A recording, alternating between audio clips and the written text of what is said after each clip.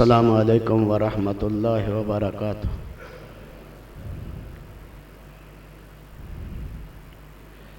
اللہ اکبر لا الہ الا اللہ واللہ اکبر وللہ الحمد۔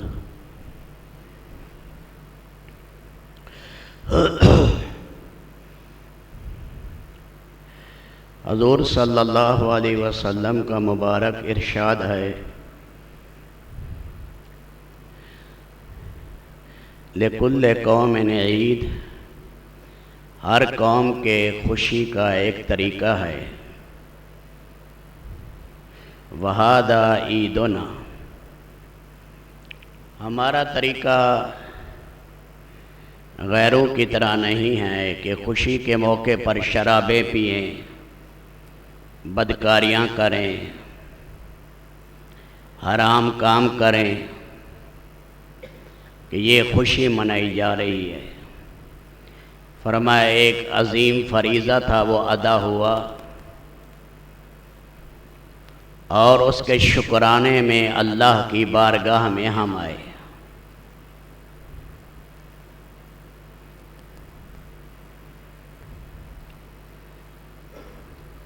دو ہجری میں رمضان شریف فرض ہوا، اس سے پہلے عاشورہ کے روزے رکھتے تھے۔ دو روزے عاشورہ کے 9ویں اور 10ویں کے۔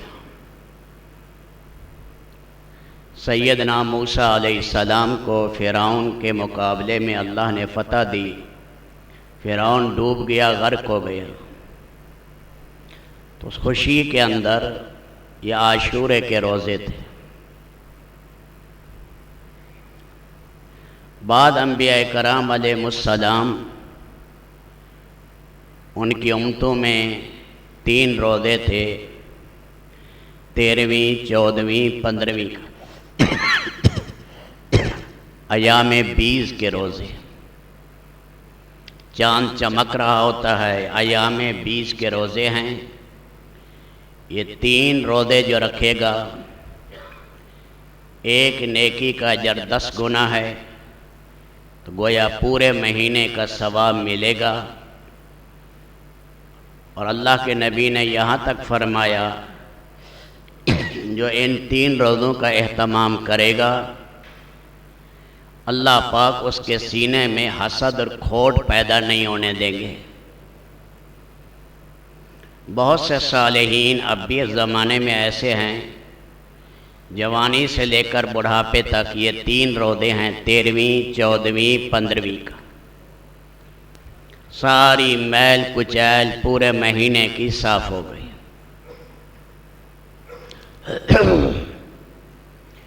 2 ہجری میں رمضان شریف فرض ہوا، باقی روزے مستحب اور نفل میں چلے گئے۔ اللہ کے نبی صلی اللہ علیہ وسلم نے پہلی نماز عید، عید فطر جو ہے، وہ 2 ہجری میں پڑھائی۔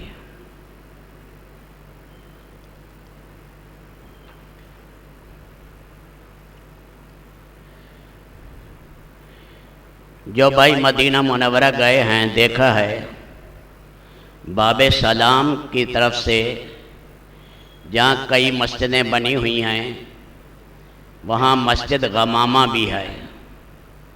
یہاں میدان تھا، اس میدان میں اللہ کے نبی صلی اللہ علیہ وسلم عید نماز پڑھاتے تھے۔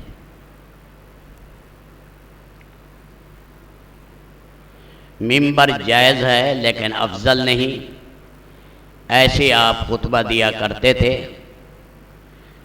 اور خواتین پردے کے اندر ہوتی تھی،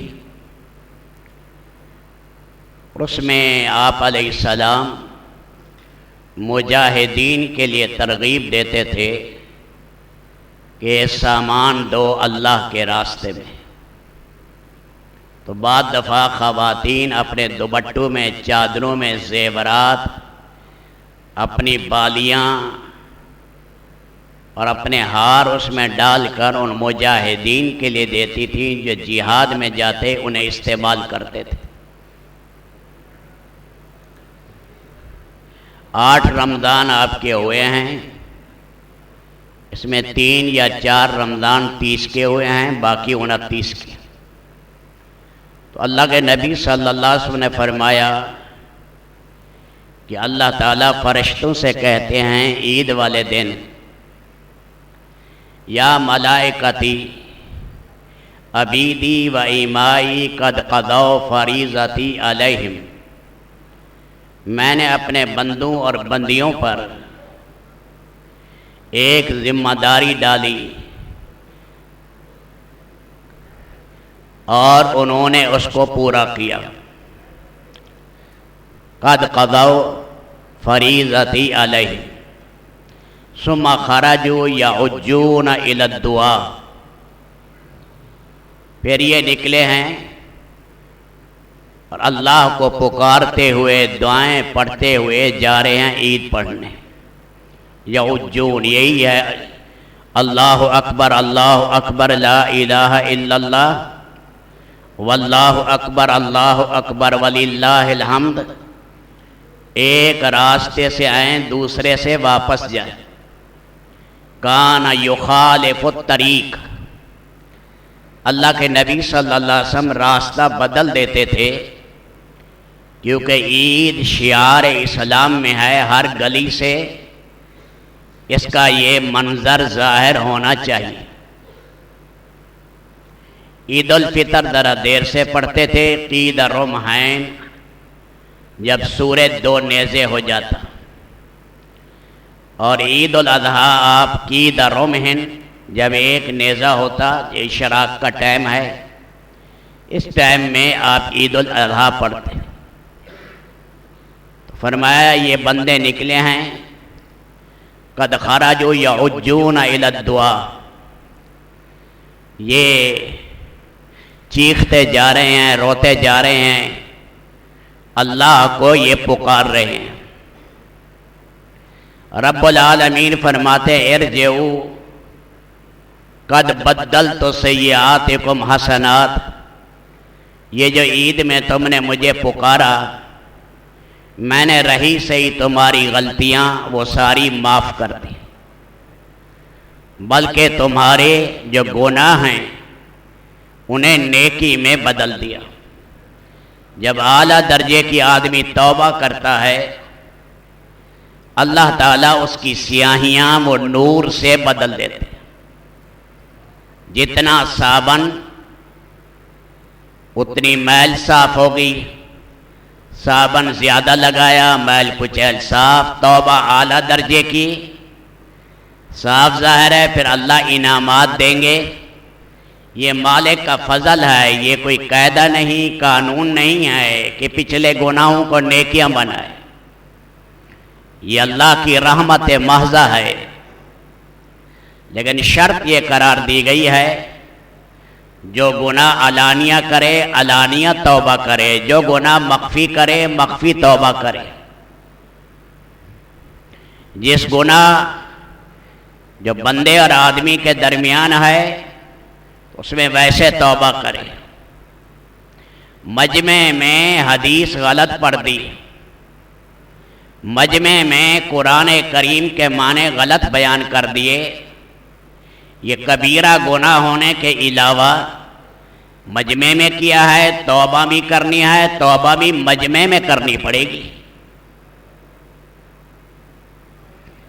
گالیاں دی ہیں، بہن ماں کی گالیاں دی، بےہودہ بکا ہے، سبرا مجمع دیکھ رہا ہے، اس کی توہین کر رہا ہے، اب پھر توبہ بھی ویسے ہی کرے۔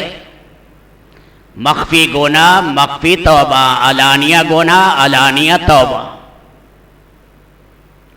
اللہ تعالیٰ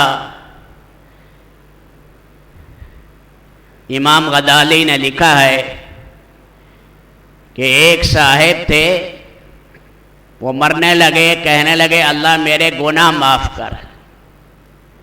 اللہ تعالیٰ نے کہا جو میرے اور تیرے درمیان ہیں وہ تو میں نے معاف کر دی، لیکن تو نے جو تورات کے غلط مسئلے لوگوں کو بیان کیے ہیں یہ میں معاف نہیں کروں گا، یہ تو نے گناہ کیے ہیں ان کے سامنے، لہذا انہی کے سامنے توبہ کر۔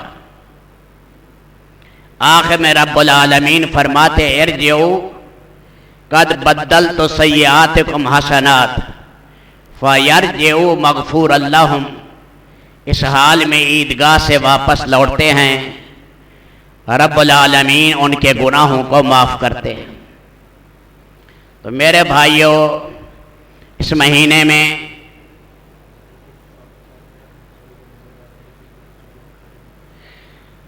تہ خانے میں بھی ساتھی ذرا آگے ہو جائیں کیونکہ جگہ نہیں ہے، باہر ساتھی کھڑے ہیں پریشان ہو کر۔ آپ حضرات بھی آگے ہو جانا مجبوری ہے۔ نیچے تہ خانے والے بھی آگے صف نہ چھوڑیں کیونکہ آدمی باہر دھوپ میں کھڑے ہیں۔ تو رب العالمین یہ مہینہ اللہ نے عطا کیا، ہر ایک نے اپنے طاقت کے مطابق جوہر دکھائے، بعد دن پر رات اللہ سے مانگے، بعدوں نے درمیانے درجے کی عبادت کی، بعد فرائض پر اکتفا کرنے والے رہے۔ اللہ سب کی عبادات ان کے اخلاص کے بقدر قبول کرے۔ اس میں میرے بھائیوں ایک درخواست ہے نوجوان بھائیوں سے بھی، رمضان شریف میں جیسے یہ روزہ فرض تھا ہم نے ادا کیا ہے اور نمازیں بھی پڑھی ہیں، یہ نماز سارا سال فرض ہے۔ اس لیے یہ نہیں ہے کہ اب ہم نماز کا فریضہ چھوڑ دیں گے، کیونکہ نماز کا فریضہ وہ روزے کے فریضے سے زیادہ سخت ہے۔ فرمایا حج پر گیا ہے اور نماز چھوڑ دیا ہے، اس نے بہت بڑا کبیرہ گناہ کیا ہے۔ بعدوں نے لکھا ہے کہ حج مردود ہو جائے گا کیونکہ یہ نماز کا چھوڑنے والا ہے۔ آپ علیہ السلام سے کون بڑا رحمت والا نبی ہوگا؟ آپ فرما رہے ہیں میرا جی چاہتا ہے میں چند نوجوانوں سے کہوں کہ وہ ایندھن اکٹھا کریں، میں کسی کو نماز کے لیے مقرر کر دوں، ان گھروں کو جلا دوں جو فرض نماز نہیں پڑھتے۔ تو یہ پکا ارادہ کر لیں سارے بھائی، اسی طرح گھروں میں خواتین، کہ انشاءاللہ ہم اس فریضے کو پورے اہتمام کے ساتھ ادا کریں گے۔ یہ صدقہ فطر ہے، انسان سے روزے میں لغو ہو گیا، بیہودہ بات ہو گئی، غلطی ہو گئی، فرمایا بعد دفعہ وہ روزہ قبولیت کے مقام کو نہیں پہنچتا، تو اللہ کے نبی نے اس صدقے کا حکم دیا، فرمایا یہ صدقہ سبب ہے طہارت کا۔ اس لیے 2 کلو یا پونے 2 کلو گندم کے قریب جو بھائی ادا کر چکے ٹھیک ہے، اور اپنی نابالغ اولاد کی طرف سے بھی ادا کرنا ہے۔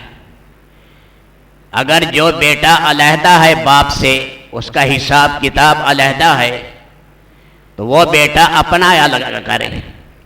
ہاں باپ نے کہہ دیا سارے بیٹوں سے کہ میں تم سب کا صدقہ فطر ادا کروں گا، تو یہ ادا کر دے، پہلے نہیں کر سکا تو عید کے بعد سر پر یہ واجب رہے گا۔